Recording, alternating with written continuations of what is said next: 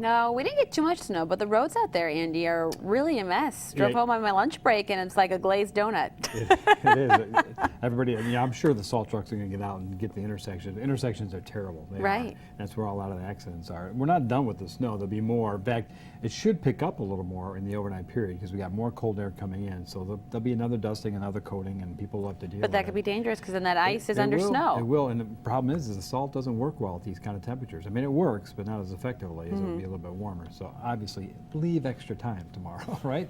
I want to start you off by taking a look at what's going on out there. And the bands have been coming inland. Now, there are many breaks in the satellite picture as well, but even those areas that are, well, mostly clear, that misty kind of snow does blow in, and you can find a little on the windshield and all that. Well, there'll be more and more of these snow bands.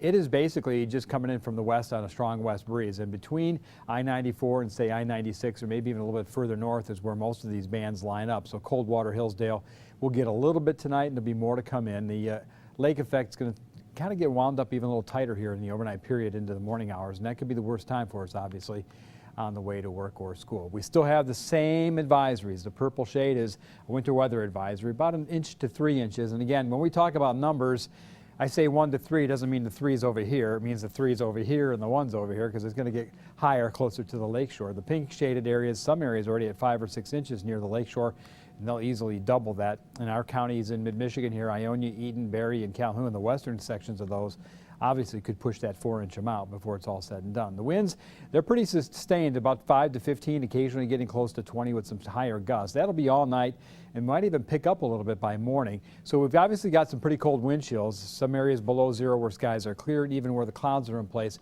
it's still near zero. That will be the case. And single digits all day tomorrow. We were at 30 at one time today, and you sound, well, that sounds warm, but that's not even close to what our normal high should be, 46 the normal high. So another day of temperatures staying below the freezing mark with many more yet to come. The current temperatures are in the teens when you don't count in the wind. Look across the region, it is bitter cold. Last week we showed you all these cold temperatures kind of confined out in the central plains.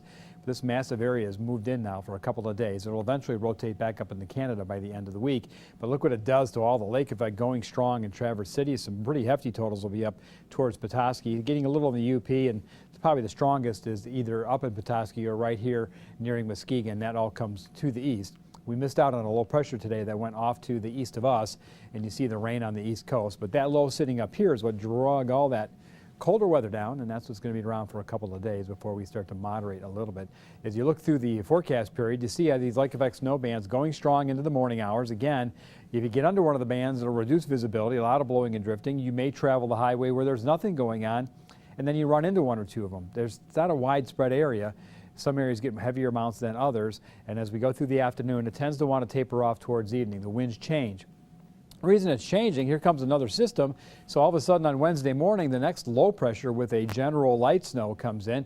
Nothing really heavy, but again, the roads get slick towards the morning rush hour and tend to want to fade away towards the afternoon.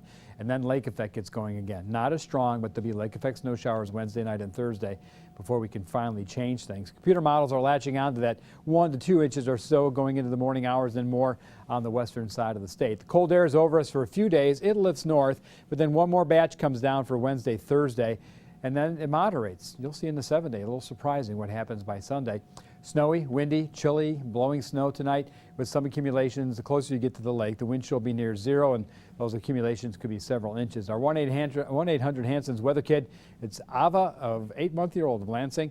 Periods of snow tomorrow. The sun will peek out too at times, windy and cold. You know what the deal is with the lake effect. 22 is the air temperature, but the wind chills will be in single digits. It gets windy on us after that light snow goes through Wednesday.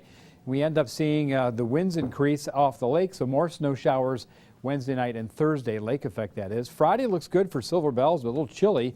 Saturday we cloud up with probably a rain-snow mix. Saturday night becomes rain on Sunday and Monday. Yeah, we're warming up back to normal to get things started for Thanksgiving week. It looks a little milder next week as well. So still got some winter, 4 more days of temperatures not getting above freezing. It's hard to do in November, but we've done it. It is hard to do. Well, at least milder temperatures are on the way. That always makes it easier. It's down there, right at the end of the tunnel. Yeah, right we can there. see it, that little light. All right, Exactly. Andy, thank you.